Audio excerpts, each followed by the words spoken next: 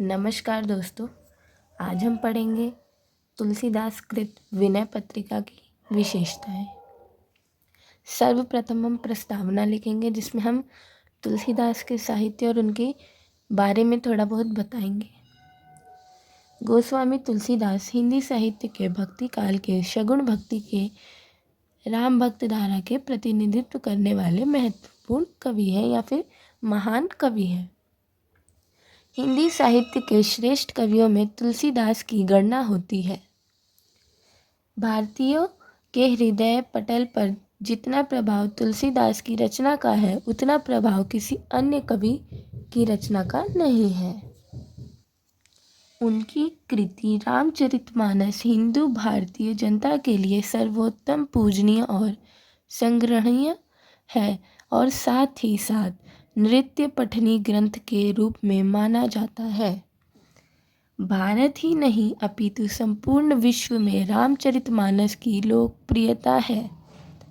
रामचरितमानस के पात्रों का जो आदर्श स्वरूप तुलसीदास ने अपनी इस रचना में प्रस्तुत किया है वह सराहनीय और अनुकरणीय है।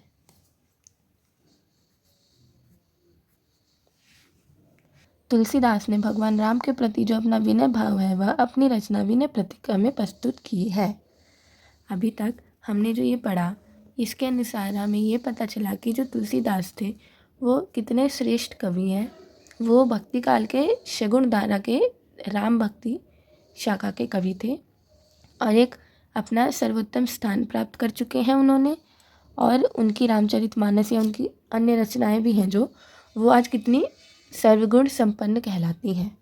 अब हम आगे जो विनय पत्रिका है जिसमें तुलसीदास ने भगवान राम के प्रति अपना जो विनय भाव व्यक्त किया है उस विनय पत्रिका के बारे में पढ़ेंगे। आइए देखते हैं विनय पत्रिका के बारे में। शास्त्रीय अध्ययन विवेचन करने के बाद विनय पत्रिका में उन्होंने अर्थात तुलसीदास ने विनय के पदों की रचना की जिसमें वे राम के समक्ष अपना ऐसा विनय प्रस्तुत करते हैं जो कि हिंदी साहित्य में अनूठा है। यह एक रीति काव्य के रूप में हमारे सामने आता है। तुलसी ने विनय पत्रिका में विविध भावों का संचयन किया है। इसमें चिंता, अमर्ष, गर्व, विषाद आदि विभिन्न प्रकार के भाव आए हैं। विनय पत्रिका में शांत रस की उद्भावना तुलसीदास ने की है और यदि यह कहें तो तुलसीदास का सर्वोत्तम गीति काव्य विनय पत्रिका है तो इसमें कहीं कोई अतिशयोक्ति नहीं है।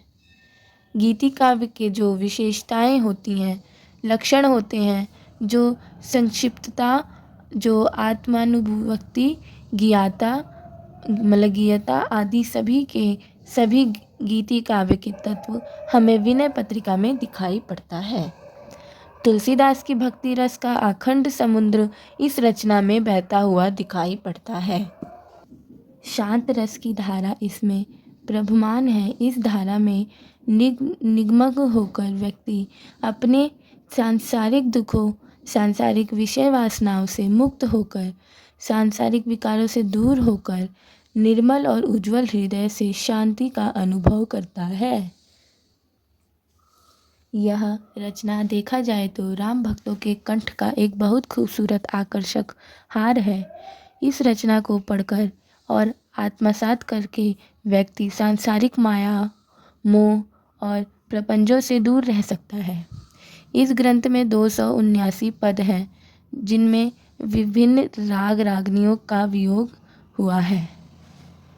संगीतात्मकता की दृष्टि से देखें तो यह ग्रंथ एक बहुत ही उत्तम ग्रंथ की कोटि में आता है।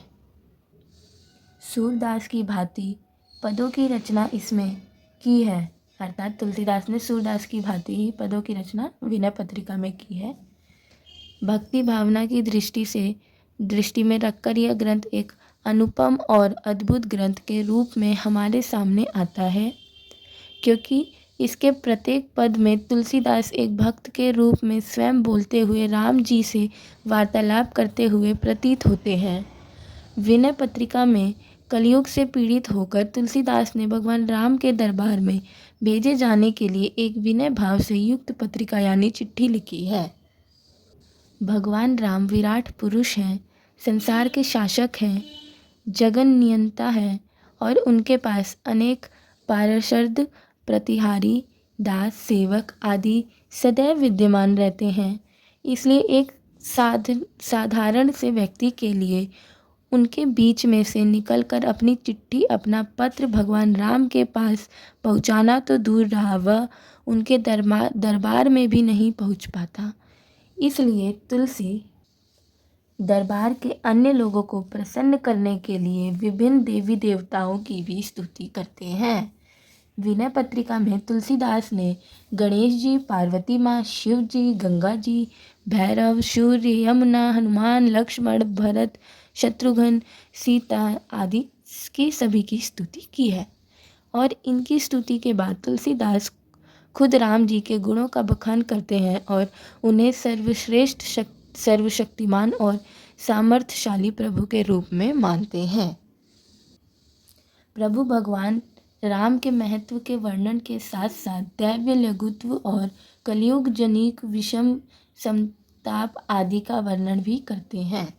तुलसीदास भगवान राम के सामने अपनी दुर्बलता, लाचारी, पीड़ा, दुखों, अपनी आत्मग्लानि आदि भावों को व्यक्त किया है। विनय पत्रिका में तुलसी विभिन्न उदाहरण देने के साथ साथ भगवान के सामने शिकायत भी करते हैं।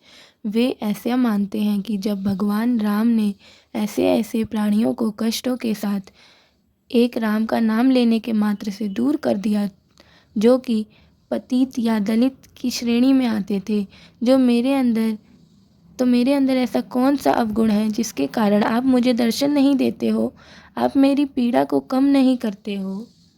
तुलसीदास यहाँ पे भगवान श्री राम से प्रश्न उठा रहे हैं कि आपने सबकी मदद की है, मेरी क्यों नहीं कर रहे हो। आपने सबके नाम मात्र से, वो बस आपके नाम के जाप करते हैं, उनसे आपने उनकी मदद कर दी है, तो मेरे साथ ऐसा क्यों कर रहे हो आप। अब हम इसका छोटा सा निष्कर्ष देखते हैं। इस प्रकार विनय पत्रिका की रचना भगवान श्री राम के पास अपने हृदय के अधगारों को एक पत्रिका के माध्यम से, एक चिट्ठी के माध्यम से पहुंचाने की कोशिश गोस्वामी तुलसीदास जी ने की है, जिसमें राम जी की प्रशंसा के साथ साथ उनके मन की शिकायत भी है, जिसमें तुलसीदास सफल सिद्ध हुए हैं। धन्यवाद। अगर ये आपको पसंद आया तो कृपया मेरे चैनल को सब्सक्राइब करके जाएं और वीडियो को लाइक करके और शेयर करके जाएं। Thank you.